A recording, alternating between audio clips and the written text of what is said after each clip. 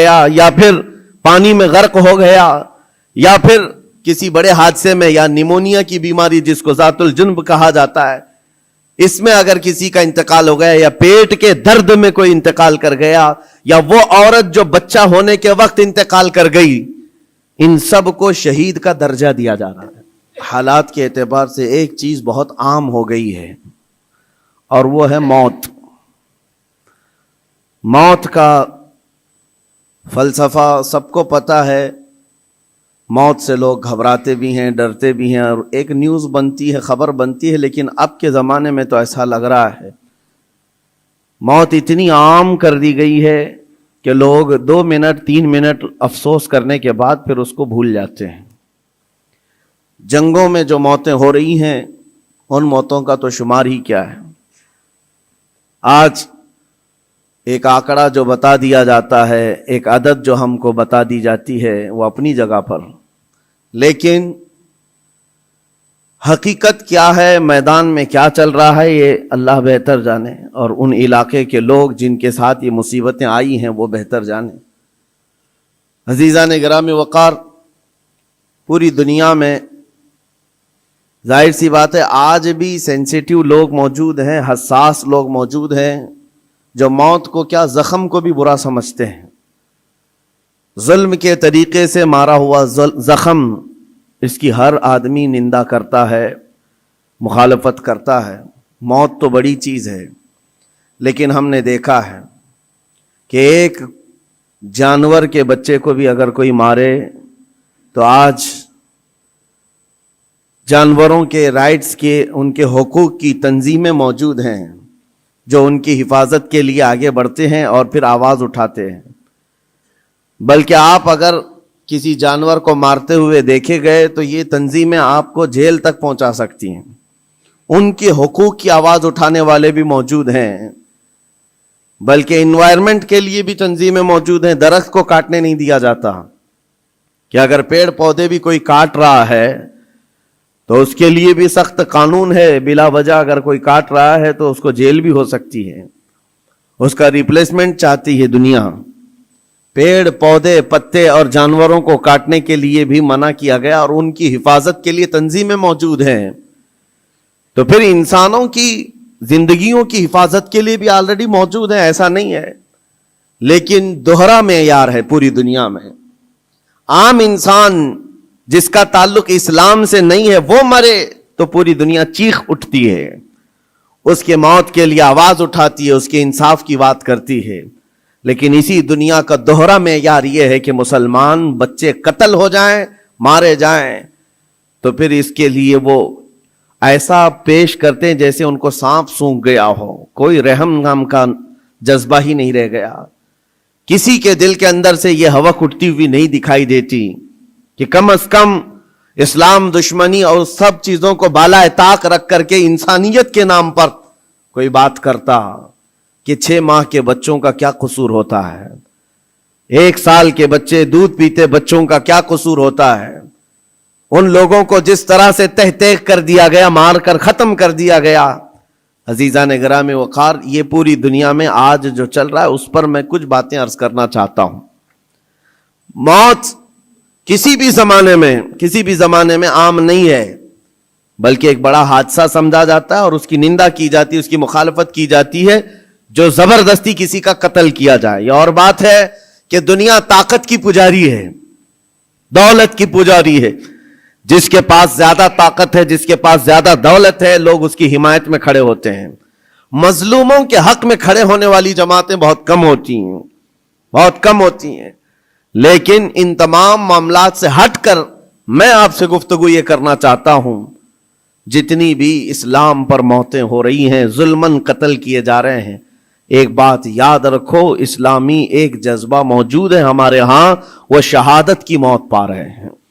شہادت ایک درجہ ہے، اور جب یہ چیز آپ کے تصور میں آ جائے تو میرے عزیزو ہم بھی یہ محسوس کریں گے کہ اللہ کریم ہم سب کو شہادت کی موت نصیب فرمائے، کیونکہ شہادت ایک مقام کا نام ہے، ایک مرتبے کا نام ہے۔ جو شہید ہوتا ہے اسلام میں اس کا بڑا رتبہ ہے۔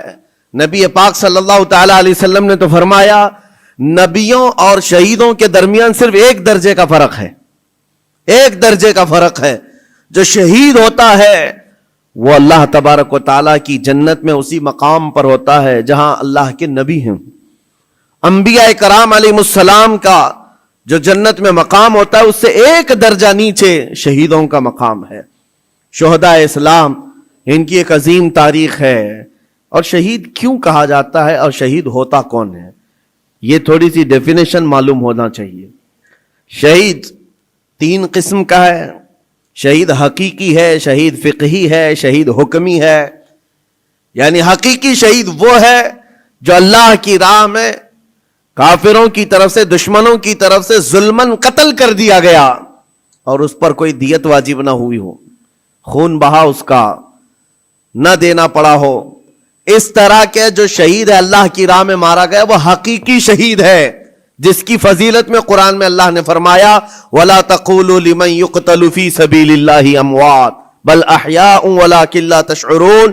جو اللہ کی راہ میں مارے جائیں انہیں مردہ مت کہو، وہ زندہ ہیں، تمہیں اس کا شعور نہیں. اللہ قرآن میں فرماتا ہے وَلَا تَحْسَبَنَّ الَّذِينَ قُتِلُوا فِي سَبِيلِ اللَّهِ أَمْوَاتًا بَلْ أَحْيَاءٌ عِنْدَ رَبِّهِمْ يُرْزَقُونَ. جو اللہ کی راہ میں قتل کیے گئے ان کو مردہ گمان بھی مت کرو، وہ اللہ کی بارگاہ میں زندہ ہیں اور انہیں رزق بھی دیا جاتا ہے. یہ شہیدوں کے متعلق قرآن کی صاف 2 آیتیں موجود ہیں. یہ شہید حقیقی کے بارے میں. ویسے شہید حکمی بھی ہے، 7 قسم کے الگ الگ ہیں. جیسے نبی کریم صلی اللہ تعالی علیہ وسلم نے فرمایا دیوار کے نیچے دب کر کے کوئی مر گیا، آگ میں جل کر کے کوئی مر گیا، پانی میں ڈوب کر کوئی مر گیا. خودکشی کی بات نہیں، حادثے سے خود جلا کر کے مرا ہے، خود پانی میں کود کے مرا ہے، اس کے لیے نہیں. حادثے سے آگ میں جل کر مر گیا، یا پھر پانی میں غرق ہو گیا، یا پھر کسی بڑے حادثے میں، یا نیمونیا کی بیماری جس کو ذات الجنب کہا جاتا ہے، اس میں اگر کسی کا انتقال ہو گیا، یا پیٹ کے درد میں کوئی انتقال کر گیا، یا وہ عورت جو بچہ ہونے کے وقت انتقال کر گئی، ان سب کو شہید کا درجہ دیا جا رہا ہے. یہ شہید حکمی ہے. یعنی حقیقی شہید کا مقام ایک الگ ہے، لیکن ان کو حکمن شہید کہا جاتا ہے اسلامی اعتبار سے. لیکن جو حقیقی شہید ہے اس کے لیے میں اس لیے آج اس موضوع کو چھیڑ رہا ہوں کہ دیکھ دیکھ کر کے ہم تھک چکے. چھوٹے سے بچوں کے زخم ہماری نیند خراب کر دیتے ہیں، ان کی چیخیں ہمارے چین کو اڑا دیتی ہیں. کیا آپ کے سامنے روز مرہ ماؤں کے بچوں کو ہاتھ میں اٹھائے ہوئی تصویریں نہیں آتی؟ اخباروں کی زینت نہیں بنتی کہ آج وہ ان چھوٹے بچوں کو کبھی ملبے میں اپنے عزیزوں کو ڈھونڈتے ہوئے ہم دیکھتے ہیں، دل باہر نکل آتا ہے، کلیجہ منہ کو آتا ہے. جس کا گھر تباہ کر دیا گیا، توڑ پھوڑ کر دیا گیا ہے، وہ ننھی ننھی انگلیوں سے ملبہ ہٹا کر کے اپنے عزیزوں کی لاشیں ڈھونڈ رہے ہیں. میرے عزیزوں، یہ بڑے دل جگرے کی بات ہوتی ہے. 8 سال کی عمر میں، 6 سال کی عمر میں جن کے ماں باپ بھائی بہن سب چھین لیے گئے ہوں، اور اگر اس بچے کو زندہ رہنا ہے، ابھی زندہ رہنا ہے، تو اس کی آگے کی زندگی کا کیا ہے؟ اس کے پاس کوئی اسباب نہیں، لیکن پھر بھی وہ بچہ الحمدللہ کہتے ہوئے آگے بڑھتا ہے. یہ حالات دیکھ کر کے اور پھر میرا جسم اس وقت رونگٹے کھڑے کر دیا، اور اس وقت ہمارے جسم میں کپ کپی طاری ہوئی جب ہم نے لاشوں کی انبار کو دیکھا، اور بڑے بڑے جوانوں کے نہیں، چھوٹے چھوٹے بچوں کی لاشیں لائن سے لگائی گئی ہیں، تقریباً 50 یا 60 بچے، اور مائیں اس میں اپنا بچہ ڈھونڈنے کے لیے چادر ہٹا ہٹا کر کے دیکھ رہی ہوں. ایسے لگتا ہے جیسے ہم اسکول بھیجتے ہیں اپنے بچوں کو اور بھیڑ میں اپنے بچوں کو تلاش کر رہے ہوتے ہیں، اور وہ میتوں میں اپنے بچوں کو ڈھونڈ رہی ہیں، ہاتھ میں دستی یا رومال لیے ہوئے. جب اپنا بچہ مل جائے، ماں اس کے بچے کا خون صاف کرتی ہے چہرے سے. وہ درد و کرب کیا ہوتا ہے ایک ماں سمجھ سکتی ہے، ایک باپ سمجھ سکتا ہے، جس کے گھر اولاد ہے وہ سمجھ سکتے ہیں. لیکن یہ درد جو بچوں کا دیکھا ہم نے، کسی کا ہاتھ کٹا، کسی کا پیٹ پھٹا، کسی کا سر پھٹا، لیکن ان تمام چیزوں کو دیکھ کر جب رونگٹے کھڑے ہوتے، پھر میں نے پڑھنا شروع کیا. اس بات پر آ کر کے پھر دل مطمئن ہوا. میرے نبی پاک صلی اللہ علیہ وسلم نے فرمایا جو اللہ کی راہ میں شہید ہوتا ہے تم کیا سمجھتے ہو اس کو درد بہت زیادہ دیا جاتا ہے؟ اس کو جب قتل کرتے ہیں ظالم اور کافر، اس کو جس طرح سے مارا جاتا ہے، ٹکڑوں میں بدل دیا جاتا ہے، تمہیں کیا لگتا ہے بہت تکلیفیں ہوتی ہیں؟ میرے آقا صلی اللہ علیہ وسلم فرماتے ہیں شہید کو اتنی تکلیف بھی نہیں ہوتی جتنا تمہیں چونٹی کاٹنے سے ہوتی ہے، اس کو اتنا درد بھی نہیں دیا جاتا۔ وہ اللہ رب العزت کی بارگاہ میں مامون ہے، اسے دنیا کے درد سے آزاد کر دیا جاتا ہے۔ چونٹی کاٹنے پر جو تکلیف ہوتی ہے زندوں کو، میرے آقا فرماتے ہیں اتنی تکلیف بھی شہید کو نہیں دی جاتی اس کے مرنے کے وقت، اس کی موت کے وقت، کیونکہ وہ اللہ کریم کے وعدے پر اتر آیا ہے۔ میں نے قرآن کی آیت جو پڑھی سب سے پہلے، رب تعالیٰ فرماتا ہے ان اللہ اشترى من المؤمنین انفسهم واموالهم بان لهم الجنہ۔ اللہ تعالیٰ نے بندوں کے ساتھ ایک سودا فرمایا، ایک سودا کیا، کیا ہے؟ رب فرماتا ہے اللہ نے مومنوں سے ان کی جان اور ان کے مال کے بدلے انہیں جنت بیچ دیا، یعنی خریدار ہیں یہ شہید، اللہ رب العزت کی جنت کے خریدار ہیں، لیکن بدلے میں قیمت انہوں نے کیا دی ہے؟ اپنی جان دی ہے۔ اللہ کریم کی بارگاہ میں اپنی جان پیش کر کے اس وعدے کو حاصل کیا ہے۔ یقیناً میرے عزیزو، رب تبارک و تعالیٰ کے وعدے کو حاصل کرنے والی یہ جماعت شہیدوں کی یہ عام لوگوں میں نہیں ہوتی، عام انسانوں میں نہیں ہے۔ یہ مقام کا اس کی عظمت جسے پتہ چل جائے اس کے دل سے خوف خطر ختم ہو جائے۔ میرے آقا صلی اللہ تعالی علیہ وسلم فرماتے ہیں جنت میں سب چلے جائیں گے، جو جنتی ہوں گے قیامت کے دن، جن ایمان والوں کو جنت میں جانے کی بشارت ہوگی وہ جنت میں جا چکے ہوں گے، اور کوئی جنتی مومن ہرگز یہ نہیں چاہے گا کہ جنت سے باہر نکل کر کے آئے، کوئی نہیں چاہے گا، مگر میرے آقا فرماتے ہیں صرف شہید ایک ایسا ہوگا، شہید صرف ایسا ہوگا جو اللہ کریم کی بارگاہ میں یہ عرض کرے گا، مولا پوچھے گا اے شہید تجھے اور کسی نعمت کی ضرورت ہے جنت میں؟ وہ کہے گا کہ مولا بس ایک ہی خواہش ہے، دنیا میں تو پھر بھیج، پھر تیرے نام پر قتل ہو کر کے آؤں، پھر تیرے نام پر مر کر کے آؤں، پھر مجھے دنیا میں بھیج، پھر تیرے نام پر مر کر کے آؤں، اس لیے کہ شہادت میں جو لطف ہے وہ مجھے یہاں نہیں ملتا۔ عزیزان گرامی، یہ صرف شہید کے بارے میں میرے آقا صلی اللہ علیہ وسلم نے فرمایا، اور یہ فضیلت بیان کر کے خود میرے آقا فرماتے ہیں، حضرت ابو ہریرہ رضی اللہ تعالیٰ عنہ سے روایت ہے، بخاری شریف کی حدیث سے فرماتے میرے آقا میری خواہش ہے کہ اللہ کی راہ میں میں قتل کیا جاؤں، پھر زندہ کیا جاؤں، پھر قتل کیا جاؤں، پھر زندہ کیا جاؤں، پھر قتل ہوں، پھر زندہ ہو جاؤں، اور اسی میں اللہ کی رضا حاصل کر لوں۔ یہ میرے آقا صلی اللہ علیہ وسلم فرماتے ہیں۔ عزیزان گرامی وقار، جو شہید ہو چکے اللہ کی بارگاہ میں ہیں، وہ نعمتوں میں ہیں، وہ زندے ہیں، بلکہ ہم سب سے بہتر ہیں، ان کے مقام کو پوری دنیا والے ابھی مل کر نہیں پہنچ سکتے۔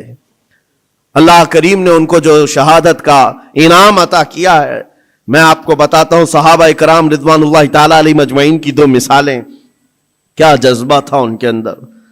جب میرے آقا صلی اللہ تعالی علیہ وسلم احد کے میدان کی طرف روانہ ہو رہے تھے تو ایک صحابی عمرو بن جموح رضی اللہ تعالیٰ عنہ، جن کے 4 بیٹے حضور کے ساتھ جا رہے ہیں جنگ میں، 4 بیٹے جا رہے ہیں، کسی کا ایک بیٹا گھر سے نکلے بڑی بات ہے، 4 بیٹے جا رہے ہیں، اور نبی پاک صلی اللہ تعالیٰ علیہ وسلم صفیں درست فرما رہے ہیں، اور یہ صحابی حضرت عمرو بن جموح بوڑھے تھے اور لنگڑے بھی تھے، پیر میں عذر تھا۔ حضور پاک صلی اللہ تعالیٰ علیہ وسلم کی بارگاہ میں آئے، کہا یا رسول اللہ میری خواہش ہے میں بھی آپ کے ساتھ حاضر ہو جاؤں، بچے مجھے جانے نہیں دینا چاہتے ہیں، 4 بیٹوں نے زبردستی باپ کو گھر میں بٹھایا تھا، ابا آپ نہیں جائیں گے، ہم جائیں گے رسول اللہ کے ساتھ، اور باپ اس بات پر لڑائی کر رہے ہیں بیٹوں سے، نہیں میں بھی جاؤں گا۔ حضور پاک صلی اللہ تعالیٰ علیہ وسلم کے پاس آ کر ایسے درد بھرے انداز میں انہوں نے کہا تھا، میرے آقا صلی اللہ علیہ وسلم نے انکار نہیں فرمایا، کہا کہ ٹھیک ہے آپ بھی چلیں۔ پہلے حضور نے فرمایا آپ کے تو 4 بیٹے شریک ہیں، آپ کے 4 بیٹے شریک ہیں، آپ گھر میں رہ جائیں۔ حضور پاک صلی اللہ علیہ وسلم نے جب یہ فرمایا تو وہ کیا کہنے لگے، آواز نکال کر رونے لگے، کہا تف ہے میرے بڑھاپے کو، میرے بڑھاپے نے مجھے نبی سے دور کر دیا، جوان ہوتا میرے بیٹوں کی طرح تو میں بھی جاتا۔ حضور پاک نے فرمایا نہیں آپ بھی جا سکتے ہیں۔ لنگڑا پیر تھا، حضور نے فرمایا कैसे चलोगे, दिक्कत होगी, तकलीफ होगी। वो सहाबी कहते हैं या रसूल अल्लाह सल्लल्लाहु अलैहि वसल्लम, मैं ये चाहता हूं जिस तरह लंगड़ लंगड़ करके मैं यहां चलता हूं ऐसे ही लंगड़ लंगड़ करके जन्नत पहुंच जाऊं, क्या ये मुमकिन है? हुजूर पाक ने उनके जज्बे को देखा, फरमाया आप चले। घर आए, अपने अहले खाना से कहा जल्दी जल्दी तैयारियां करो, मैं भी जा रहा हूं। खुशी की इंतहा नहीं। जब जाने का वक्त था, दरवाजे पर उनकी अहलिया आई और उनको ऐसे ही तफरीह के तौर पर कहा, दिल लुभाने के लिए कुछ बातें की जाती हैं। बीवी ने ऐसे ही कहा, अमर बिन जमो तुम तो जा रहे हो, मुझे लगता है तुम भाग करके आ जाओगे। मैदान जिहाद में जा रहे हो, जंग के मैदान में जा रहे हो और सख्त होता है मैदान, भाग के आ जाओगे। बीवी का ये सिर्फ ताना सुना तो गरज करके कहने लगे, सुनो खबरदार, और अल्लाह की बारगाह में हाथ उठाया, अल्लाहुम्मा अर्ज़ुक़नी शहादतन फी सबीलिक वला तरुद्दनी इला अहली खाइबन। या अल्लाह तू अपने रास्ते में मुझे शहादत दे दे और कभी भी जिंदगी में मुझे मेरे घर वापस मत लौटा, घर वापस मत लौटा। हम तो घर से निकलते हुए घर वापस आने की सलामती की दुआएं करके निकलते हैं, अल्लाह सही सलामत लौटा है और वो जज्बा अलग है। नबी पाक सल्लल्लाहु अलैहि वसल्लम के साथ जाते हुए कह रहे हैं वापस ना लौटा। गए जंग में शरीक हो गए और वो जंग बड़ी सख्त थी। उहद की जंग तो आपको मैंने कई मर्तबा जिक्र किया है, बहुत सख्त इम्तिहान था सहाबा का, जहां 70 सहाबा शहीद हुए हैं, उसमें हजरत आमर बिन जमूह भी शहीद हो गए। ये बूढ़े सहाबी शहीद हो गए। नबी पाक सल्लल्लाहु ताला अलैहि वसल्लम ने फिर उसके बाद शाम को जब लाशें उठाने की बारी आई, इनकी अहलिया घर से आई और मैदान जंग से लाशें जब उठाई जा रही थी, आमर बिन जमूह की लाश को उठाया, घोड़े पर रखा, सवारी पर अपने घर की तरफ लौटी। सवारी ना इधर जाती ना उधर जाती, कहीं नहीं, बार बार घोड़े को चाबुक लगाकर दौड़ाया जाता है लेकिन घोड़ा जाता ही नहीं है। वो तंग आ गई, मजबूर हो गई, कहा क्या है, लाश इतनी भारी हो गई, वजन हो गई, क्या है ये? नबी पाक सल्लल्लाहु अलैहि वसल्लम की बारगाह में आकर के उनकी अहलिया ने कहा, आका सब अपनी लाशें ले जा रहे हैं, मैं भी इनकी लाश अपने घर ले जाकर इनको थोड़ी देर के लिए रखना चाहती हूं, लेकिन सवारी है कि आती नहीं आगे। मेरे आका ने फरमाया, घर से निकलते वक्त इन्होंने क्या कहा था? उनकी अहलिया ने कहा था, इन्होंने कहा था अल्लाह की बारगाह में कि मौला मुझे घर वापस सलामत ना लौटाना। हुजूर फरमाते हैं उसकी दुआ कबूल हो चुकी है, ना वह जिंदगी में वापस लौटा, ना तुम उसकी लाश ले जा सकती हो। उसी मैदान में हजरत आमर बिन जमूह को दफन कर दिया गया। ये उन शहीदों की बात कर रहा हूं जिनके मौत के बाद भी उनका तसर्रुफ जारी रहता है, उनका तसर्रुफ। हजरत खुबैब इब्न अदी रज़ी अल्लाह तआला मुशरिकीन की कैद में आ गए थे। ये कुफ्फारे मक्का ने उनको कैद कर लिया था और लोहे के पिंजरे में डाल करके रखा था, कई दिनों तक भूखा प्यासा रखा, पिंजरे में रखा। और उसके बाद कई मर्तबा उन पर कोशिशें की गई कि तुम दीन इस्लाम छोड़ दो, तुम नबी पाक के खिलाफ बोलो, लेकिन वो जवान मर्द खुबैब इब्न अदी ऐसे थे, अपने ईमान पर जमे हुए, इस्तिकामत का जज्बा ऐसा, हर मुसीबत को गले लगा लिया। यहां तक कि कुफार और मुशरिकीन ने उनको पिंजरे से बाहर निकाला, उनके नाखूनों को पकड़ से खींचा और वो कराहते रहे, दर्द अपनी जगह पर। और उसके बाद उनके जिस्म को जगह जगह तीरों से छलनी किया और मकाम तनईम पर, जो मक्का में आज जहां मस्जिद आयशा है वहां करीब में, आपको एक सूली पर चढ़ा दिया गया। हजरत खुबैब इब्न अदी को एक खंबे पर बांध करके सूली दे दी गई और लाश को लटका कर रखा और ऐसी ही लाश लटकती रही। यही खुबैब इब्न अदी है जिनको सूली पर चढ़ने से पहले काफिरों ने